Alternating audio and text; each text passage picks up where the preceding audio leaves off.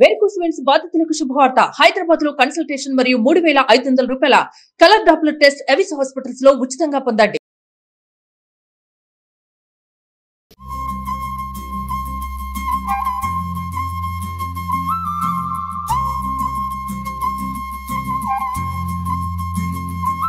Suman TV ప్రేక్షకులందరికీ వినాయక చవితి శుభాకాంక్షలు. Vinayaka Chavithi special వంటకాలు కొన్ని చేస్తున్నాము. అయితే మామూలుగా ఉండ్రాళ్ళు, రవ్వ ఉండ్రాళ్ళు, తర్వాత బెల్లం ఉండ్రాళ్ళు, పప్పులో ఉండ్రాళ్ళు చేసేసాము. పాల తాలికలు లాస్ట్ ఇయర్ చేసాం కాబట్టి ఈసారి బెల్లం తాలికలు చేద్దామని. బియ్య పిండితోటి చేసుకునే ఈ సాధారణ సింపుల్ వంటకం వినాయక చవితి నాడు ఈ ప్రాంతాల్లో బాగా దేవుడికి నివేదన పెడతారండి. కొన్ని ప్రాంతాల్లో ప్రత్యేకంగా ఉంటుంది. నిజానికి నాకు రాదు. లాస్ట్ టైం జయే చేసింది.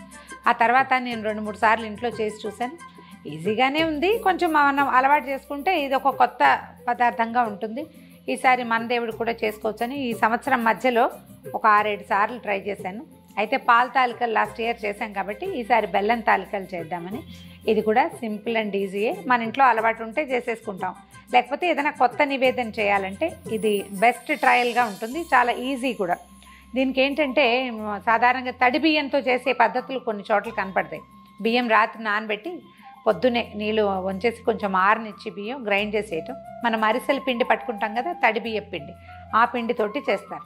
అదంతా ఎంత చేయలేము అనుకుంటే కనుక ప్యాకెట్లో నుంచి బియ్య పిండి తీసి కూడా చేసుకోవచ్చు. మరపట్టించిన పిండితోటి కూడా ఈజీగానే ఉంటుంది. చిన్న చిన్న మెలకువలు పాటిస్తే కుదురుతుంది బాగా. మనం ఒక కప్పు ఇది పెట్టుకుందాం అనుకోండి. ఈ కప్పు బియ్య పిండితో చేయాలంటే కప్పుతో 1 కప్పున్నర నీళ్లు ముందు మరగబెట్టుకోవాలి. తాలికలు చేత్తోటి చేయొచ్చు. తర్వాత జంతికలు కొట్టం ఉంటుంది కదా, మురుకుల పావు, దాంతో కూడా చేసుకోవచ్చు. ఈసారి చేత్తో చేద్దాం. లాస్ట్ టైం జయ నేను ఇద్దరం జంతికలు కొట్టంతో చేసాము. హ్యాండ్మేడ్ చేద్దామని ట్రై చేస్తున్నాం అనమాట. అది ఈజీగానే ఉంటుంది. కానీ ఇలా కూడా చేయొచ్చు కదా, మనం ఎందుకు ట్రై చేయకూడదు కొత్తగా అని. దీనికి ఏంటంటే 1 కప్పు బియ్యపిండి చేస్తే కనుక మనం బెల్లం తాలికలకి 1 కప్పున్నర లేదా కప్పు ముప్పావు, 1 కప్పు వేస్తే బెల్లం కొంచెం తీయగా ఉంటుంది. చాలా తీపి కావాలనుకునే వాళ్ళు 2 కప్పులు కూడా వేసుకోవచ్చు. దీన్ని కూడా బెల్లం కొంచెం కరగబెట్టేద్దాము. నీళ్ళల్లో వేసి పెడితే ఈజీగా అవుతుంది అనమాట. ఇవి కాగే లోపల ఈ పని కూడా చేయొచ్చండి. ఇందులో కొంచెం నలకలు ఉండే అవకాశం కూడా ఉంది. అటు ఇటుగా ఒక 3-4 కప్పుల నీళ్ళు పోసేయచ్చు దీనికి. ఇప్పుడు మనం పెద్ద కప్పు పెట్టుకున్నాం అంటే ఇది 1 కప్పు, ఇది 1.25 కప్పు.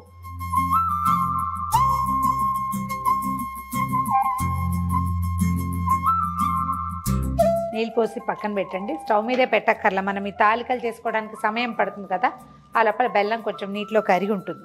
నీళ్ళు కాగిపోయినాయి. 1 చిటికెడు ఉప్పు వేద్దాం. చాలా కొంచెం బాగుంటుందట రుచి. చాలామంది చెప్తారు స్వీట్లలో ఉప్పేయండి అని. నేను ఎప్పుడు పెద్దగా వేయనండి. నేను గోధుమ పిండిలో కూడా ఉప్పు వేసి కలిపే అలవాటు లేదు నాకు. ఈ ప్రతి వాళ్ళు చెప్పడంతో వేస్తుంటే నాకేం పెద్ద డిఫరెన్స్ కనిపించట్లేదు. దానివల్ల అదనంగా వచ్చే రుచి కూడా నాకు తెలియట్లేదు. పీపుల్కి నచ్చుతుందేమోనని చేస్తాను అంతే. ఈ మరిగిన నీళ్ళని కొంచెం సిమ్లో ఉంచి బియ్య పిండి తీసి పక్కన పెట్టుకున్నాం కదా, ఇది ఎందులో వేసేది. చాలామంది ఈ ప్రాంతంలో ఎక్కువగా ఈ తాలికలకి కొంచెం గోధుమ పిండి కలుపుతారండి. కొంతమంది అలవాటు అంటే ఇది విరిగిపోకుండా ఉంటాయి, ఈజీగా వస్తాయని కాస్త గోధుమ పిండి కలుపుతారు. అవసరమైతే కలుపుకోండి. ఒకవేళ ఈ పిండితోటి రావట్లేదు, ఒకసారి ఫెయిల్ అయ్యాము, మరీ ముద్దలా కలిసిపోతుంది అలా అనిపిస్తే 1-2 స్పూన్ల గోధుమ పిండి వేసుకోవచ్చు, మైదా పిండి వేసుకోవచ్చు. గోధుమ వేస్తే ఎక్కువ రుచిగా ఉంటుంది నా ఉద్దేశం. క్షణాల్లో వచ్చేస్తుంది. 1 నిమిషం మూత పెట్టి అట్టపెట్టి కొంచెం చల్లారాక చక్కగా మనం తాలికలు చేసేసుకుంటాం. బియ్య పిండి కొంచెం చల్లారిపోయిందండి. కొద్దిగా మనం గోధుమ పిండి మర్దం చేసినట్టు కాస్త మర్దం చేస్తే సరిపోతుంది. దీనికి ఏంటంటే 2 చేతులకి కాస్త పిండి రాసుకుని ఉండ తీసుకోవటం. మనం పల్చగా పాల తాలికలు ఎట్లా చేస్తారు అట్లా చేసుకోవటం. చిన్న సైజు నూడిల్స్ లాగా ఈవెన్గా, అంత లావు కాదు అంత సన్నము కాదు. ఇంకొంచెం మంది పెద్దవి చేసుకుంటారు. అలవాటుని బట్టి అండి, మనకి ఎట్లా అలవాటు ఉంటే అట్లా చేసుకోవచ్చు. దీని ఇంకో మెథడ్ ఏంటంటే ఈ చేతిలో అయితే ఒకే సైజు వస్తుంది. ఏదైనా ఒక రాయి మీద చపాతీలు వస్తే రాయి అలా వేసుకున్నాం అనుకోండి, కొంచెం బియ్య పిండి వేసేసేయటం, దాని మీద చేసేస్తే వచ్చేస్తాయి. పిండి కాస్త పట్టుకుంటుంది, ఏం కాదు. కానీ మనకి కాస్త వత్తాలి, అలవాటు కావాలన్నమాట ఈ పని. 1-2-3 సార్లు వచ్చేసరికల్లా చక్కగా పొడుగ్గా ట్యూబ్స్ లాగా వచ్చేస్తాయి. వీటిని అన్నీ వరుసగా బియ్యం మరిగే లోపల మనం ఇక్కడ చేసి పెట్టేసుకోవచ్చు. బెల్లం నీళ్లు 1కి 4 పోసి కరగబెట్టాను పెట్టాను కదా, వాటిని స్టవ్ మీద పెట్టేశాను. నీళ్లు మరుగుతున్నాయి, దీనికి ఏం పెద్ద పాకం రాదు. ఒక పావు కప్పు కొబ్బరిని వేసేద్దాం ఇందులో. బెల్లంలో కొబ్బరి వేస్తే ఎక్కువ రుచిగా ఉంటుందండి. మనం పాల తాలికలు చేస్తే సగ్గుబియ్యం వేసుకుంటున్నాం కదా చిక్కబడ్డానికి, రుచి కోసమే కొబ్బరి అనమాట. కొబ్బరి వేసాక ఈ మరుగుతున్న నీళ్ళల్లో ఈ పిండి తాలికలు చేసి పెట్టుకున్నాం చూడండి, కాసిన చొప్పున వేద్దాం. ఒకేసారి వేస్తే ఏంటంటే అంతా కలిసిపోతాయి. మనం తాలికలు వేసాక ఒక 2 నిమిషాలు కదపకుండా ఉంచితే వాటంతటా మెల్లిగా పైకి తేలొచ్చేస్తాయి. ఒకసారి కొంచెం పొంగు వచ్చినట్టు కనపడంగానే గిన్నె పెద్దది కదా కనిపించట్లేదు, కానీ పొంగు వస్తుంది. ఒక పొంగు రాగానే మళ్ళీ 2వ ట్రిప్ వేసేయాలి. మనం వేసిన తాలికలు పైకి తేలుతూ కనపడతాయి. తేలాక 2వ వాయి వేసేద్దాం. బెల్లపు నీళ్ళు పొంగుతున్నాయి, ఈ మిగిలిన తాలికలు కూడా వేసేద్దాం. మనం బెల్లంలో కొంచెం నీళ్ళు ఎక్కువ పోసాం కాబట్టి ఇది అడుగంటిపోతుంది అలాంటి భయం ఏం లేదండి, తాపీగా అవుతూ ఉంటుంది. ఈ లోపల మనం జీడిపప్పు కిస్మిస్లు వేయించుకుందాం. ఇది ఒక అలవాటు అండి, కొంతమంది ఏం వేయరు, పొట్టిగా ఈ తాలికలు దగ్గరగా ఉడకనిచ్చి దాన్నే పెట్టుకుంటారు నైవేద్యంగా. కొంచెం ఏమైనా ఎక్స్ట్రా వేస్తే ఏంటంటే జీడిపప్పులు, బాదం పప్పులు, కొంచెం కొబ్బరి ముక్కలు వేయించి వేస్తే మరింత రుచిగా ఉంటుంది. ప్రసాదం ఎక్కువ హంగు కలిగి ఉంటుందన్నమాట. మనం ఇది కొంచెం చిక్కబడ్డానికి కొద్దిగా బియ్యపిండి, మనం ఈ తాలికలు చేసుకున్నాం కదా ఆ పిండిని కూడా కొంచెం పక్కన పెట్టి ఇందులో వేసేసినా కలిసిపోయి చిక్కదనం వస్తుంది. ఒకవేళ అలా కాలేదనుకోండి, అంత ఎక్కువ తాలికలు లేవు అని అనిపిస్తే కనుక కొద్దిగా బియ్యపిండిని ఏదైనా ఒక చిన్న దాంట్లో నీళ్ళల్లో కలిపేసి పోసాను. పిండి కూడా వేయచ్చు, నాకేమో నీళ్ళు పోస్తే బెటర్ అని తోస్తుంది నాకు. దీన్ని మీడియం ఫ్లేమ్ మీద ఉడకనిస్తే ఈ తాలికలు మొత్తం బెల్లాన్ని పీల్చుకుంటాయి.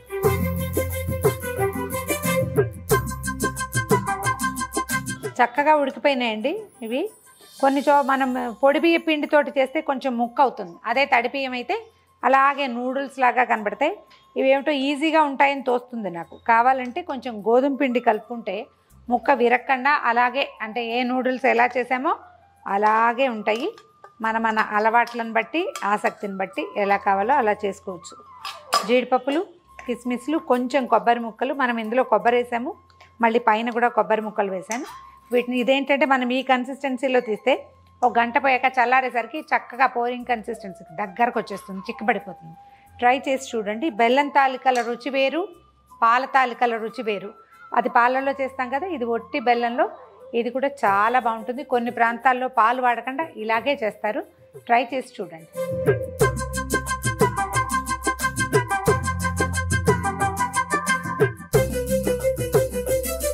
ఈ వీడియో కనుక మీకు నచ్చినట్లయితే లైక్ చేయండి, షేర్ చేయండి.